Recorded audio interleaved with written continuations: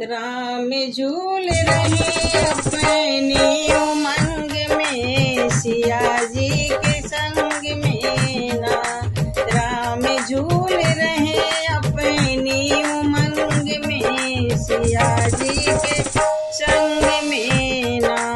बादल छाए घने घोर, बिजली चमके चाहू और। बादल छाए घने घोर, बिजली चमके चाहू और। मोर नाच रहे अपने ही रंग में, सिया जी के संग में ना।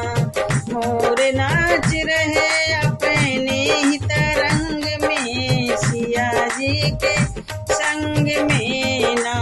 राम झूल रहे अपनी उमंग में, सिया जी के संग में ना।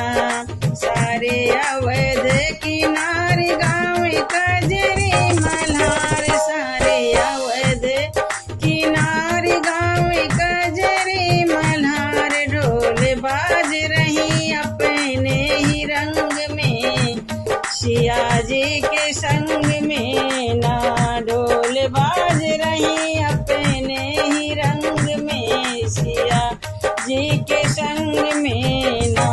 राम झूल रहे अपने उमंग में, सिया जी के संग में ना।